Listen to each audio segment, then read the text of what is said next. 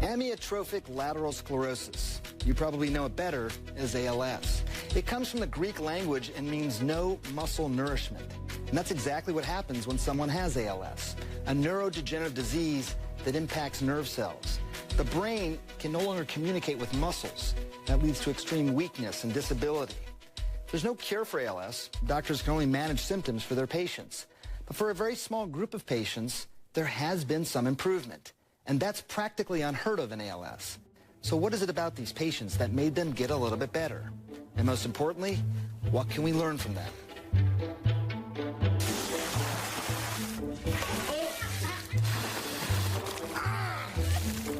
It was a craze that swept the globe. Fill a bucket with ice, dump it over your head, and film it for all to see on social media. Some may be better than others. It was the ALS Ice Bucket Challenge.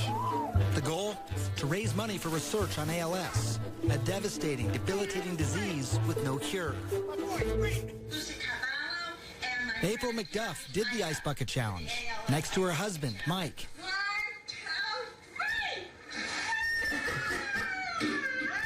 For them, it was personal. You move it towards you a little bit more. Mike was diagnosed with ALS back in October 2012. About 2010, I started to get symptoms.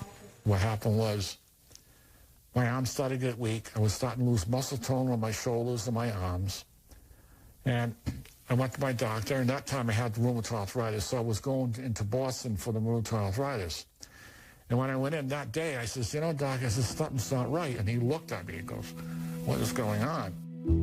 ALS is a neurodegenerative disease that disrupts the connection between the brain and the muscles. It leads to weakness in the arms and legs, and often the mouth, causing issues with speech and swallowing. Dr. Richard Bedlack runs the ALS clinic at Duke University in Durham, North Carolina. He has devoted his life to this disease, one that has remained a mystery to doctors and scientists for decades. And it was actually during my neurology residency that I saw my first patient with ALS. And of all the things I had seen up until that point, I thought it was the most amazing and most terrible of all the diseases. It's literally like an explosion went off in a nervous system. Plus, there was so little known about it back then in the late 90s. And most amazing of all, Duke really didn't have much to offer for it. Dr. Bedlack opened this multidisciplinary clinic in 2001. His goal is to give patients more options, even put a smile on their faces, despite the circumstances. That's where the fun outfits come in. And so the clothes can be a great icebreaker. You know, the first thing we could do is laugh about, you know, a purple jacket with butterflies on it that I have on that day. And it often is the first thing that people want to know is, what has he got on today? You know, can I get a selfie with him for Facebook? You know, that kind of stuff. So it works. Though more is known about ALS today than when Dr. Bedlack first started, the fact remains that no one has ever beaten the disease. But he thinks maybe there's a chance to at least get better. My life is a lot like the life of Fox Mulder was on the X-Files. You know, people are constantly sending me weird stuff, like they hear about on the internet. Somebody in a chat room said his wife got exposed to something and suddenly she could walk again and she hadn't walked for 10 years. Or somebody saw a news clip in the case of Mike McDuff. Everything's set. Mike McDuff, the guy in the Ice Bucket Challenge video, saw his health declining. He could barely speak. He couldn't swallow, eating through a feeding tube. He called his adult children back home to say goodbye. He and his wife even picked out a plot at the local cemetery. And then one of his friends mentioned a nutritional supplement called Lunazyna. And she told me about it. And I had nothing else to lose, you know, and she's been a good friend, you know. And so I said, I'll try it. It took time, and I was very patient, you know. But one thing I noticed, when my wife was giving me the shakes, I noticed in the first month I couldn't put my finger on it. I felt a little better. I felt a little more energy. End of December, we had a company over. My wife was making a nice pot roast dinner. And I says, you know, hon, I says, can you just give me a little bit of mashed potatoes and gravy? I'll see what I can do. And she says, you sure? I says, yeah, I want to see what I can do. So I was able to get it down. I started to cry because I know something was working. Mike's case is exactly the kind of rare exception to the usual rules of ALS that Dr. Bedlak is looking for. He scours the internet and connects with doctors around the world. Once he finds a so-called ALS reversal, he verifies it by pulling medical records and speaking with the patient's doctors.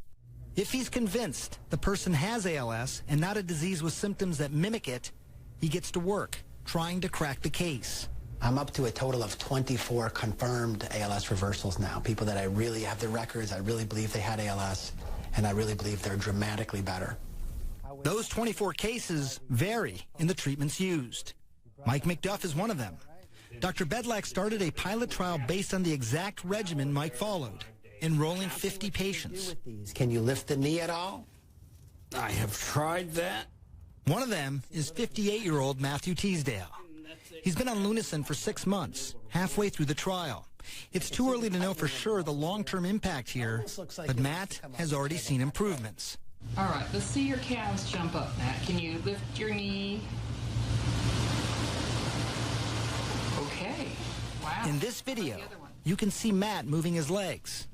A shocking development. The legs died, I say, in January, 8 months ago, 9 months ago, where I could stare at my legs and nothing would happen. Well, I started to be able to push with 2 feet, and one hadn't moved in 6 months. So I said, we're on to something here. Yeah, I mean, I think it's exciting. I think it's still too early to tell what it means yet.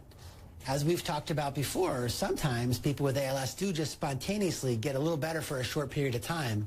Right. But hopefully this is the start of something much bigger. For patients like Matt Teasdale and Mike McDuff, it's all about quality of life. Mike knows it isn't a cure for ALS, that Lunazyna won't work for everyone, but maybe there's something we can learn from his case that could help even one more person. He's experienced the worst of ALS, so no one knows better than him just how important that could be. I'm here. I'm alive. I got a better quality of life. My heart goes off to these poor ALS patients, people that can't do nothing. They can't talk. They can't swallow. They're so weak. I know there's a cure out there, but we have to be very patient. Like I've been very patient. I was one of the fortunate ones that it really helped me. And I hope I can help other people too. Disease reversals, while rare, can occur under the right circumstances. For one family in the UK, that meant saving their father from diabetes and an amputation.